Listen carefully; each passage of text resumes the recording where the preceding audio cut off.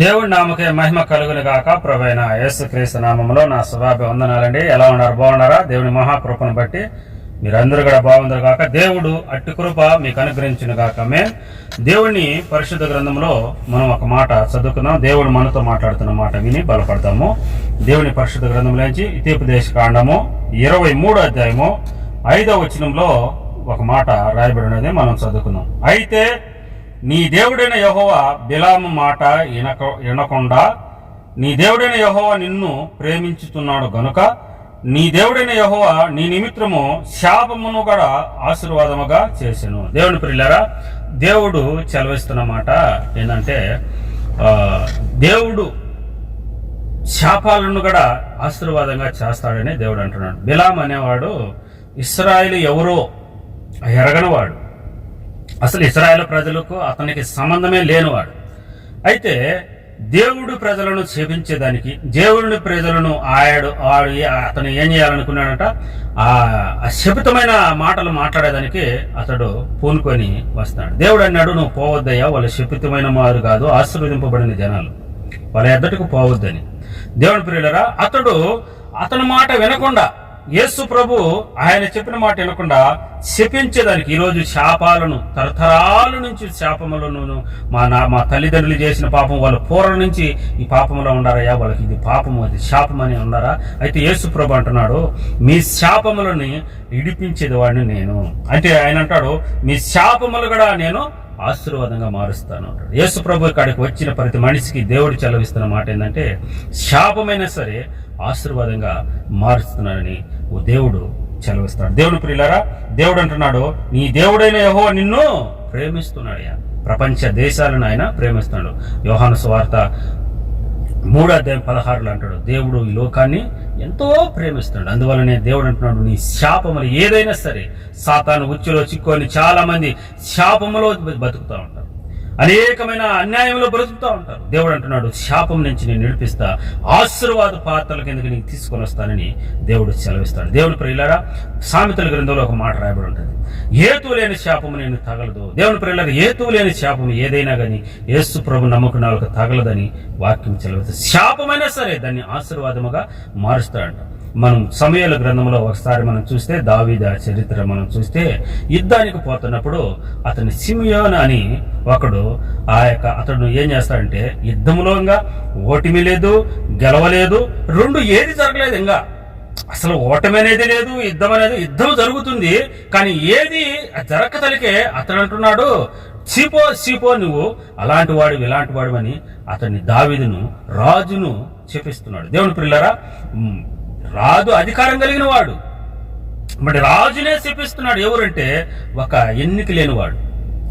దావీదు అంటాడు, అతడు చెప్పించని దేవుడు వాడికి సెలవిచ్చినాడు కాబట్టి చెప్పించని వాడు అన్ని మాట దేవుడు నా మీదకి దీవునిగా వేస్తాడు. దేవుని ప్రియులరా, అతను ఏ మాట పలికినాడు దేవుడు, అందుకని దావీదును ఏమంటాడంటే, నా హృదయానుసారుడు.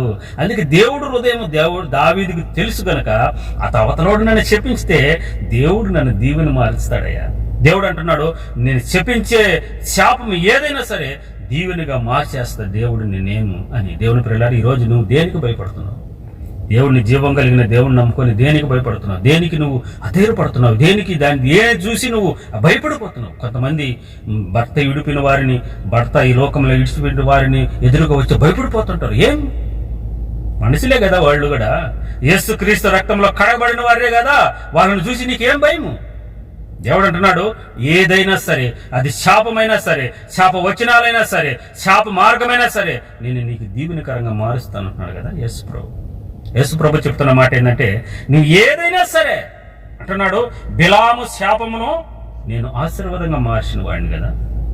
ఈరోజు అలాంటి వారు అతన్ని దీవెన ఉన్నందున వారు చెప్పించబడిన వాడు, అలాంటి నోటు కలిగిన వాడిని, అలాంటి ఒక బిరుదు పొందిన వాడిని ఆయన అంటున్నాడు, ఆ శాపమైనా సరే నేను ఆశీర్వాదంగా మారుస్తానని దేవుడు సెలవిస్తున్నాడు. దేవుని ప్రియులారా, సామెతల గ్రంథములు అంటున్నాడు, హేతువు లేని శాపము తగలదు. దేవుని ప్రియులారా, సామెతల గ్రంథం 10వ అధ్యాయంలో 6వ వచనంలో అంటాడు, నీతిమంతుల మీదికి ఆశీర్వాదం వచ్చును, తల మీదికి ఆశీర్వాదం వచ్చును. దేవుని ప్రియులారా, దేవుడు నువ్వు నీతిమంతుడివి, నీతిమంతురాలుగా దేవుడు చేసినప్పుడు నీ మీదికి ఆశీర్వాదమే తప్ప ఏ శాపము నేను ముట్టదని వాక్యం చెలవిస్తున్నది. ఇది మంత్రమేనా, లేకుంటే తంత్రమేనా, లేకుంటే ఏదైనా సరే యేసు ప్రభువును నమ్ముకున్న వారికి ఏది అది ముట్టదో దేవుడు వాక్యం నీలో ఉంటే. దేవుని ప్రియులారా, దేవుడు వాక్యం చదివిస్తుంది. నీ ఏదైనా సరే శాపము ఏదైనా సరే, ఇది ఈరోజు చాలా మంది శాపంలో కొట్టుకులాడుతాం. మా తరతరాలు చేసిన శాపమయ్యా ఇది. ఈ అనారోగ్యము మా నాయనకునింది, మా తాతకునింది, వాళ్ళ తాతకునింది, వాళ్ళందరికీ ఉన్నది, ఇది మాకు కూడా సంభవించిందని కొంతమంది శాపంలోనే అదే దాంట్లో ఉంటుంది. అయితే యేసు ప్రభుకు అడిగిరా, నీ జాతకమే మారిపోతుంది, నీ జీవితమే మారిపోతుంది. ఈ శాపం అన్నిటినీ కూడా యేసు ప్రభు చెప్తున్నమాట ఆశీర్వాదానికి తీసుకొని వస్తానంటున్నాడు. దేవుడు ప్రియులారా, దేవుడు అంటున్నాడు, నేను ఆశీర్వాదానికి నిన్ను తీసుకొని వస్తాను, ఆశీర్వాద పాత్రలుగా నిన్ను ఉండటానికే నేను ఈ భూమి మీదకి దిగి వచ్చిన వాడిని అంటాడు. అబ్రహాము నిన్ను ఆది కాండంలో 12వ అధ్యాయంలో నేను గొప్ప జనముగా చేస్తా, నిన్ను ఆశీర్వదిస్తా, నిన్ను ఆశీర్వదించాలని నేను ఆశీర్వదిస్తా, నీ ఎందుకు వచ్చిన వారు నేను శపించే వారిని నేను శపిస్తానంటాడు. దేవుడు ప్రియులారా, ఒక మాట మనం గుర్తు చేసుకోవాలి. యేసు క్రీస్తు నమ్మిన వారికి, అందుకే రోమీలకు రాసిన పత్రికలు అంటాడు, యేసు ప్రభునున్న వారికి ఏ శిక్ష లేదు, ఏ శిక్ష లేదు.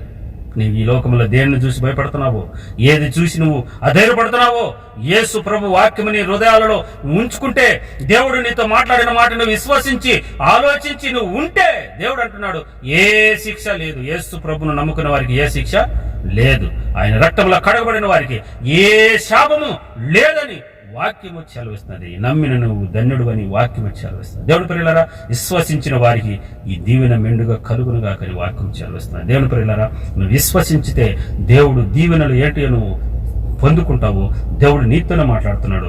ఈరోజు దేనిని చూసి, ఏ దానిని చూసి నువ్వు భయపడుతున్నావు, ఏ లోకాన్ని చూసి నువ్వు భయపడుతున్నావు, ఏ యొక్క ముందు వారిని ఎదురుపడిన వారిని చూసి నువ్వు భయపడుతున్నావు, వీళ్ళని చూస్తావు, మా ఈయన చూసి నాకు ఏదైనా జరుగుతుందని నువ్వు భయపడుతున్నావు, ఏ దానిని చూసి నువ్వు అధైర్యపడుతున్నావు. దేవం కలిగిన దేవుడు నమ్ముకొని, శాపవచనమైన, అది మరణమైన, జీవమైన ఏదైనా సరే యేసు ప్రభు ఎదుటి నుంచి అది మనలను దూరపరిచేది. దేవుడు కుడి పక్కన నీకు 1000 మంది పడిన, ఎడం పక్కన 1000 మంది పడిన, కుడి పక్కన 10,000 మందిన అపాయము నీ ఎదుటకు రాదన్న దేవుడు కాదు, నేను ఉన్నవాడిని అనువాడిని దేవుడు కాదు. మరి అలాంటి దేవుడు నమ్ముకొని నువ్వు ఏ దానిని చూసి భయపడుతున్నావు? ఆయన అంటాడు, నీ శాపమైనా కానీ నీవు నీ దేవుడిని యెహోవా నిన్ను ప్రేమిస్తున్నాడు కనుక నీకు యెహోవా నీ నిమిత్తము శాపమైన ఆశీర్వాదంగా మార్చేస్తానంటున్నాడు. దేవుడు ప్రియులారా, ఈరోజు నువ్వు నీ ఏదైనా సరే ఏ శాపగ్రస్తమైన దాంట్లో నువ్వు ఉంటే దేవుడు మాట్లాడుతున్నాడు నీతోని. ఈరోజు యేసు ప్రభు కాడికి రా, ప్రతి దానిని నీకు ఆశీర్వాదమే, ఆశీర్వాదమే, ఆశీర్వాదమే, ఆశీర్వాదమే. అందరూ అంటారు కదండి, నువ్వు మట్టి పట్టుకున్న బంగారం లేక నీకు తీసుకొని వస్తాడు. ఆయన మాటిని, ఆయన వాక్యం లేక నువ్వు రా. దేవుడు మాట్లాడుతున్న మాట విశ్వసించు. దాని ఎదుటి వారు ఏదైనా ఉందా, నీ పక్కన కొండ అయినా ఉందా, అది ఏదైనా సరే నా దేవుడు నా ఎదుటి ఉండగా అదెంత జరుపేలు. ఇశ్రాయేలు ప్రజలను అడ్డగించుటకు నువ్వు ఎంతటి దానివి, చెదులు భూమి అవుతాడు. కొండ లాంటిది చెదులు భూమి అవుతుంది. సముద్రమా, నువ్వు ఇశ్రాయేలు ప్రజలను అడ్డగించుటకు నువ్వు ఎంతటి దానివి. నువ్వు ఆరిన నేల కావాలంటే ఆరిన నేల అయింది. ఏదా నది ఇశ్రాయేలు ప్రజలకు ఆరిన నేలగా పారుతున్న, ప్రవహించి కొట్టుకొని వస్తున్న నది ఏమైంది? ఆరిన నేలగా దారిచ్చలేదు. నీ దగ్గర అలాంటి ఏ శాపవచనాలైనా కానీ, అలాంటి కొండ లాంటి ఏ సమస్య అయినా కానీ నీ ఎదుట అది ఆరిపోవాల్సిందే. దేవుని పిల్లలారా, ఈరోజు దేవుడు అట్టి కృపను నేను అనుగ్రహించి దేవుడు మాట మీద నమ్మకం ఉంచు. నువ్వు ఈ రోజు నుంచి దేవుడు ఆశీర్వాదం చూసి దేవుడు ఆశీర్వాదం పొందుదుగాక. ఆమేన్, ఆమేన్, ఆమేన్.